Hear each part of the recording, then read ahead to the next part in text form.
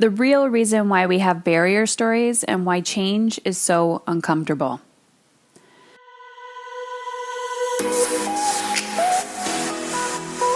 What if I gave you a permission slip that said, your job is to feel good?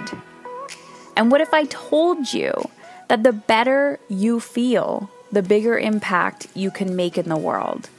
And in fact, that is the magical parenting strategy that we've all been searching for. Hey, I'm Heather Chauvin, wife, mother of 3 boys, former social worker, breadwinner, recovering hustler, and stage 4 cancer survivor. Beyond all of these titles and labels, I'm a human being just like you, attempting to navigate it all while feeling good. My goal on this show is to show you that you can live an energized, sustainable life both at home and at work. My attempt is to keep it real with stories, interviews, and random thoughts. This is not a business or career podcast, and it's not a parenting podcast. It's both and so much more. You will laugh, you will cry, and you may even get a little frustrated with the truth you've been hiding from yourself. I believe all human behavior is a language, whether it's through your children, your health, or your relationships. And when you learn to listen instead of react, we begin to understand what it truly means to feel alive and in control. It's time to ditch self-sacrifice and step into your brave zone. Hello, I am back. Today is Tuesday, and yesterday was my birthday, and I want to talk to you about barrier stories. I'm going to talk about what a barrier story is. I'm going to talk about why you need to know this in your parenting, in your work, in your relationships, but more importantly, how you feel about yourself and how you can take your power back. Before I dive in to today's barrier story podcast, this does have something to do with my birthday, which is why I told you yesterday was my birthday. But I also wanted to remind you that the book, Dying to Be a Good Mother, is coming out on March 8th, which is less than a week away. And until March 7th, you have access to get a free ticket to Aligned and Alive. It's on March 26th. It's a 2-hour online virtual conference that we are doing. And I'm actually going to be dropping a special announcement, but I'm not going to tell you what it is right now, but I'm going to announce it on Instagram, in my email. And if you've already purchased the book and you have emailed us at book@heatherchauvin.com to get your free gifts, you will also be notified what this additional gift is that I'm giving you that I have not announced publicly yet. So head on over to dyingtobeagoodmother.com, purchase your pre-order. You can purchase 1 book, or if you purchase 4 books, you will get access to Aligned and Alive. All of that information is at dyingtobeagoodmother.com. Okay. So yesterday was my birthday, and I am not one who loves celebrating myself. There is a saying that we teach what we need to learn, and there is a reason why I'm so incredibly passionate about helping women feel good and feel alive, because for many, many years in my life, I did not feel that way. And I'm still, we still need to practice what we preach, and it's just like food or fitness or anything. It's a muscle that is chronically developing, and not something that you can necessarily let go of, because it's a lifestyle. It's who you become. And once you begin to do the work and you keep doing the work, it gets better and better and better and better. But it doesn't always get easier. It doesn't always get, it's a game. You got to know how to master your mind. You have to know how to take care of it. Again, it's new level, new devil. So this year is my 35th birthday. And for some of you, you're probably going, ugh, And that was a surprise to you because you may have thought I was older. I just want to let you know I came out of the womb a million years old. I have been an old soul. I am an old soul. And I've been through some shit. And my biological age does not dictate the years of wisdom that have come through my soul. So, if you did the math, and I have a 16-year-old and I became a mother when I was 18, you figured out. Good for you. You figured out how old I am. So, no surprise. It's A-okay. I get judged for my age all the time. But I just want to let you know, like, it truly doesn't matter how old you are or how young you are. Your biological age has nothing to do with what your soul mission and what your soul is craving.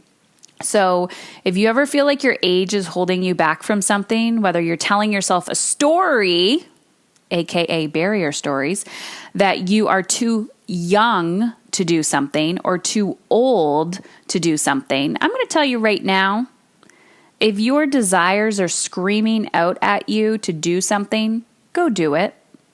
Go do it. So anyways, this year, on my 35th birthday, next week, the book is launching. It's a big year. Now more than ever, visibility is key, right? Visibility meaning being seen. And as the basic human needs are to be seen, heard, and understood. Like that is the basis of humanity. I want to be seen, right? We truly want to be seen for who we are. We want to be validated. We want to be acknowledged. We want to be heard, which means we want to tell our message. There's our voice. We want to speak up. But oftentimes we shrink ourselves, right? And we soften our voices and we want to hide. And we want to be understood. Like we just want to be accepted for who we are, which is why I'm so passionate about helping people thrive, but also, creating spaces for equity and inclusion because, hello, people, for history, humanity does not see and expect and respect people for who they are, the color of their skin, the gender, sexual orientation. This is why it's so fucking important that if you have privilege, opportunity, platform, a voice, to use it. Humanity, people want to be seen, heard, and understood. All right. I almost went on a rant there. Anyways, so yesterday on my birthday, my husband wrote me a letter and gave it to me. My sweet, sweet soul of a husband.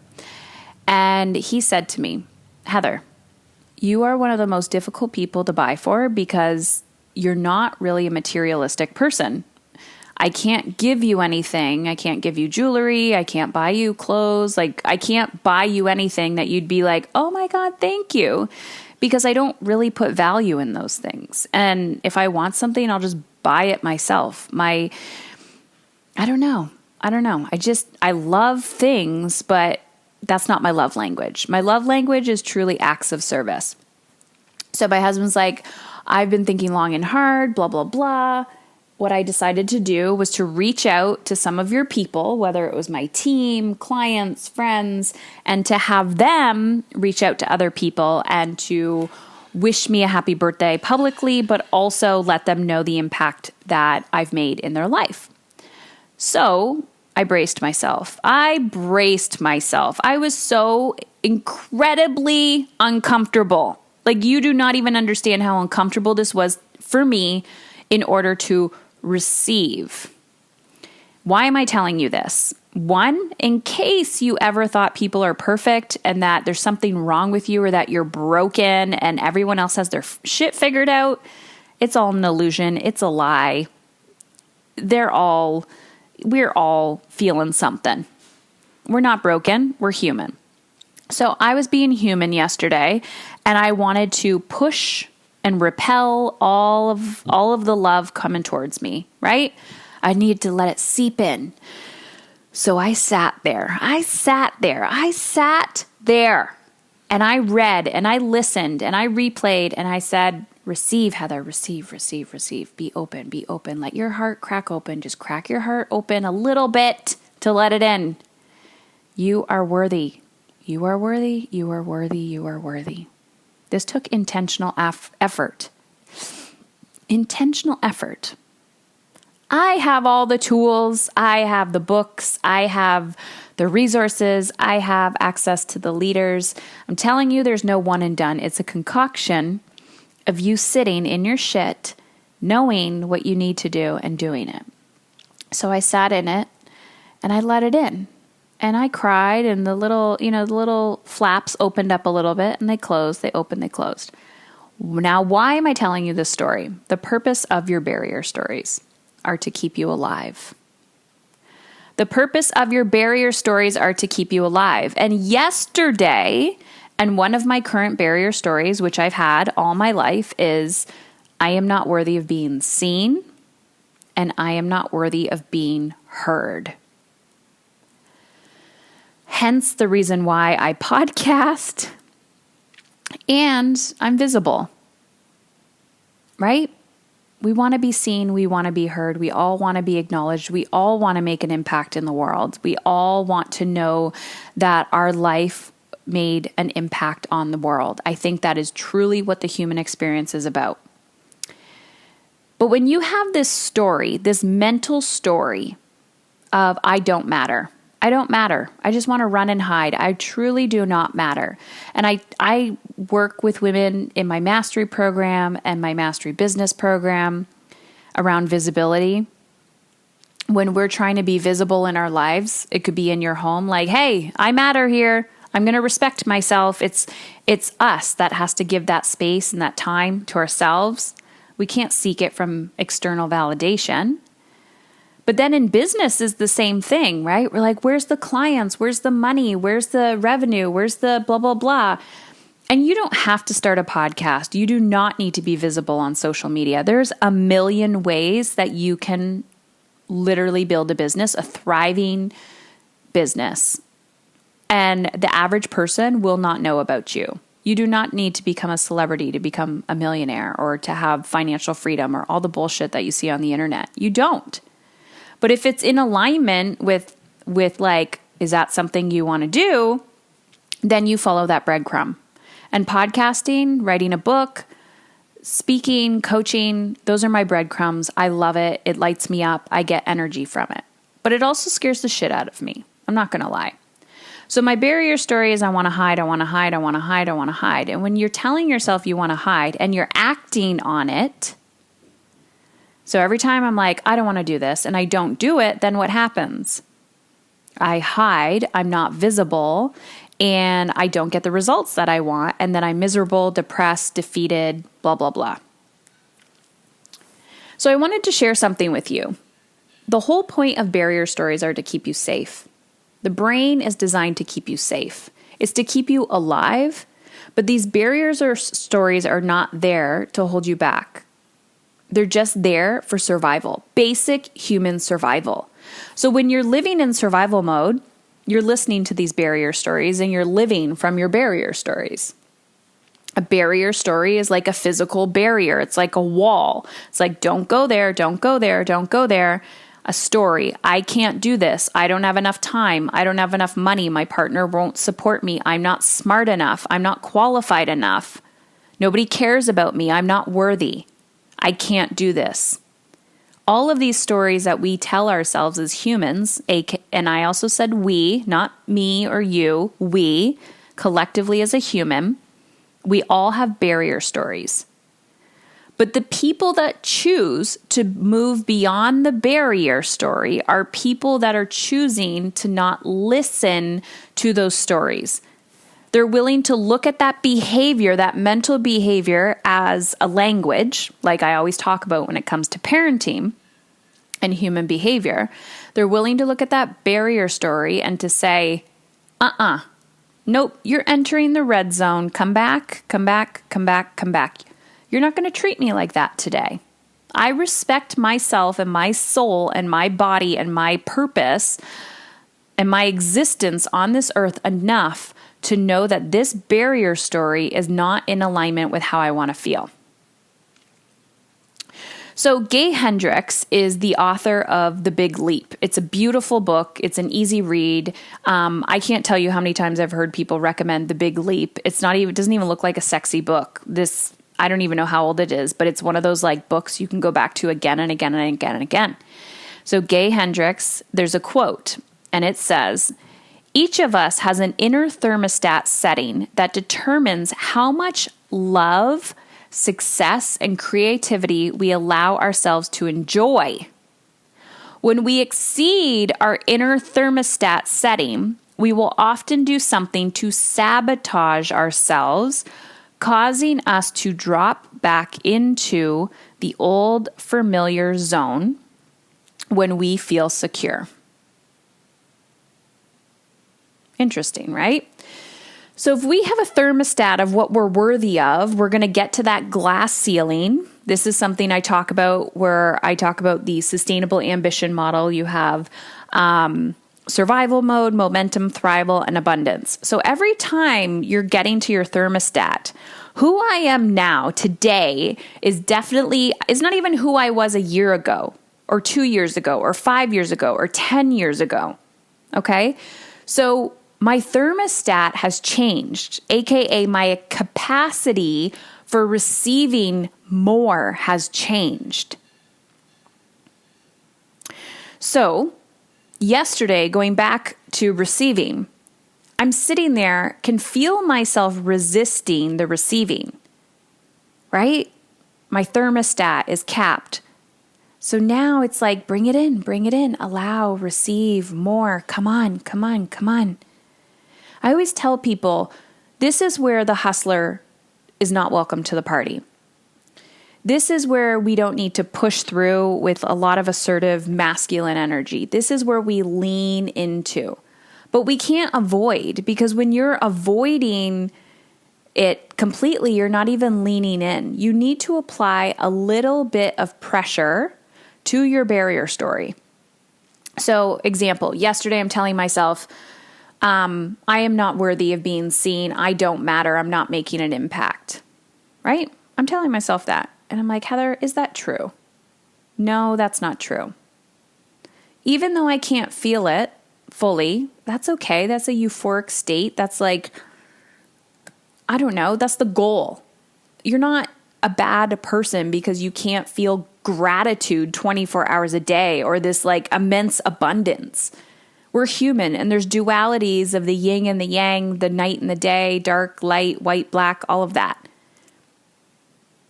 AM, PM, like we have like contrast all the time. That's the whole point. So I can sit here in shame, fear, overwhelm. Doesn't mean I'm a bad person, but I can say, what am I going to do with this? When I know the goal is ease, freedom, abundance, and joy. But I will move up and down the emotional guidance scale on a daily basis.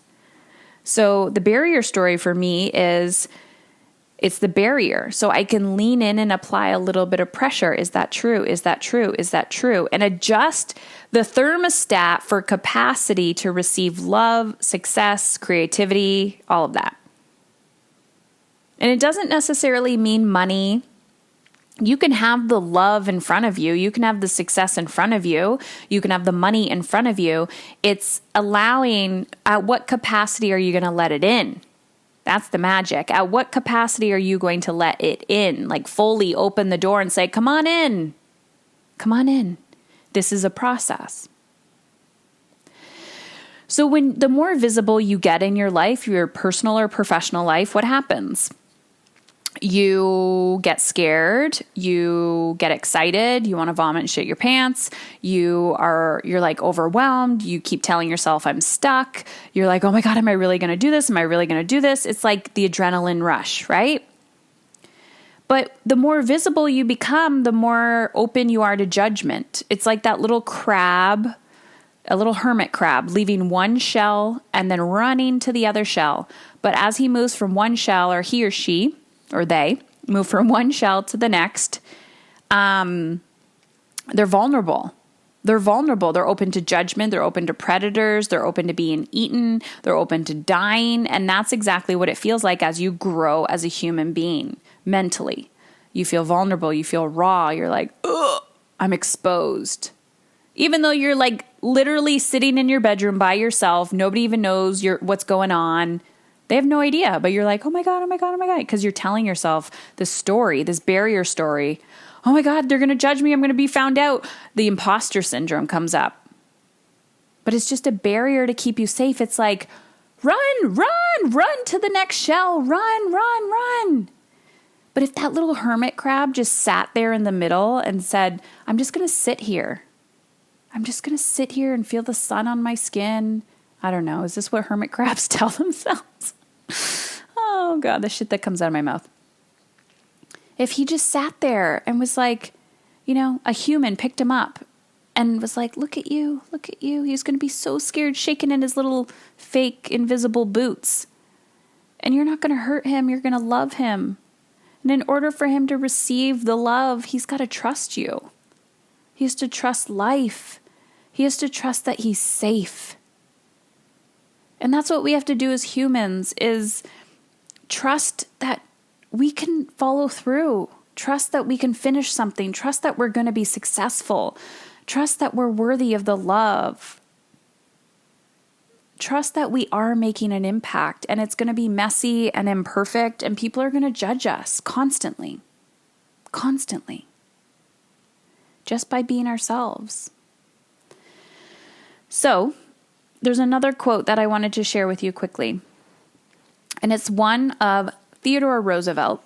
And this is the one that Brene Brown, if you are fans of Brene Brown, talks about daring greatly. And it goes, it is not the critic who counts, they say man, but I'm going to say woman, not the woman who points out how the strong woman stumbles or where the door of deeds, I can't read this, could have done them better.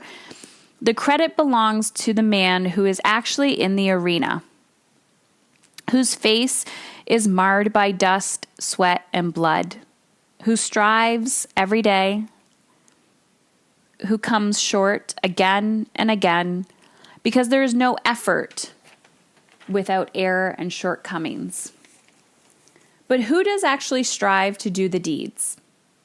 Who knows great enthusiasm, great devotion, who spends himself in a worthy cause, who at the best knows at the end of the triumph of his high achievement, and who is at the worst, if he fails, at least he failed while doing greatly, so that his place shall never be with those cold and timid souls who neither know victory or defeat.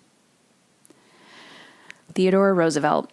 So besides my stumbling of words, yes, I am wildly imperfect, and I invite you to do the exact same thing. I am not going to go back and edit this. I am not going to repeat it. You get the frickin' point. The point is, it is not the critic who counts. It is not the person who is judging you or making fun of you or the haters. It is about the people who are next to you doing the same work, and they're in it with you. And they're saying, I see you. Those are the people that matter. Because that person outside of the arena who is not willing to look at their barrier story, to look at the stories and the thoughts that keep them safe, they will never know what victory or defeat feel like. Remember that. They will never know what victory or defeat feel like. You have one life and one opportunity. Use it wisely. All right, ladies, your final call. Well, it's not really a final call. You still have a few days. If you haven't pre-ordered Dying to Be a Good Mother yet, please do so. Head on over to dyingtobeagoodmother.com and purchase. And remember to email us at book@heatherchauvin.com for your gifts, for your pre-order gifts. And we are also now doing intro calls for our mastery and our mastery business coaching programs. So if that is something of interest to you, head on over to the wait list and we will be in contact. So go to Heather Chauvin, CHAUVIN.com /mastery. You got this. Let's make magic happen.